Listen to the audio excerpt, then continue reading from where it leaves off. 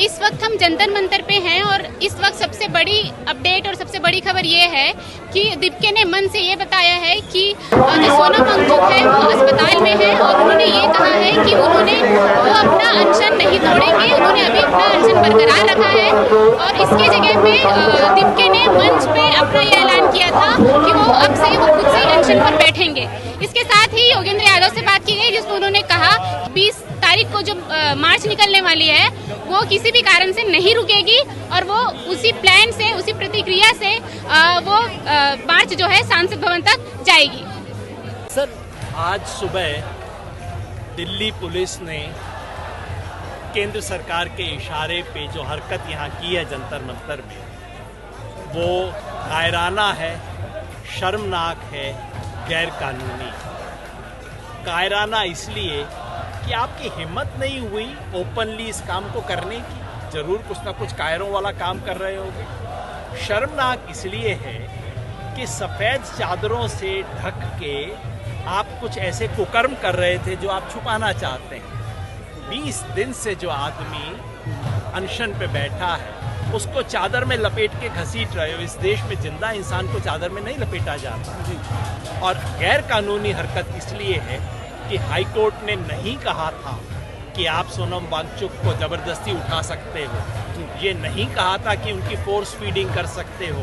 किसी डॉक्टर ने नहीं कहा कि सोनम वांगचुक के स्वास्थ्य के पैरामीटर्स, वाइटल्स डाउन हैं। सवाल है किसके पैरामीटर्स डाउन थे? ये मोदी सरकार के वाइटल्स डाउन हो रहे थे। खतरा सोनम वांगचुक को नहीं था, खतरा इस सरकार को था, उसके लिए किया गया है। और मेरा विश्वास है कि दुनिया भर में जहां भी दमन होता है वहां खासतौर पे युवाओं का आंदोलन पहले से भी ज़्यादा फैल जाता है। यहाँ आयोजकों ने, युवाओं ने फैसला किया है कि सोनम वांगचुक की जगह अभिजीत दीपके बैठ गए। मैं सलाम करता हूँ, सलाम उन तमाम नौजवानों को, नवयुवतियों को करता हूँ जो 20 दिन से ऑलरेडी बैठे हुए हैं। फैसला हुआ है कि 20 तारीख को जो मार्च का ऐलान किया गया था वो मार्च बदस्तूर जारी है, वो होगा। चाहे जंतर मंतर को तोड़ने की कोशिश भी करें, जिसका अंदेशा है, तब भी वो होगा।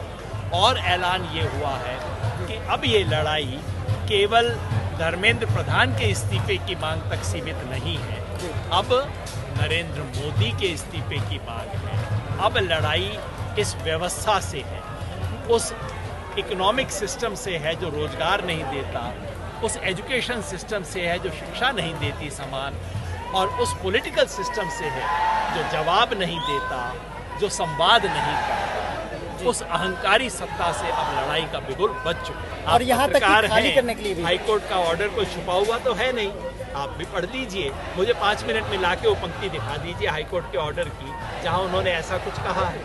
हाईकोर्ट ने मॉनिटर करने को कहा और डॉक्टर कह रहे हैं मॉनिटर करके कि उनके वाइटल्स ठीक हैं। खेल सीधा है कि इसको तोड़ दो। पहले दिन से बीजेपी सरकार की रणनीति है कि सांप भी मर जाए, लाठी भी ना टूटे। एनएसयूआई के कार्यकर्ता करते हैं, उन पे लाठी आराम से चला लेते हैं। यहाँ चाहते हैं कि ऐसा ना दिखे क्योंकि इन्हें लगता है कि सामान्य युवक यहाँ हैं, हमारे वोटर भी यहाँ आते हैं, इनके परिवार वाले हमारे वोटर हैं, इसलिए इनका था कि सॉफ्टली हैंडल करो, लाठी ना टूटे, सांप मर जाए, 10 दिन तक बैठने दो, अपने आप फिजल आउट हो जाएगा, अपने आप हवा निकल जाएगी, अपने आप इनका अनशन समाप्त हो जाएगा।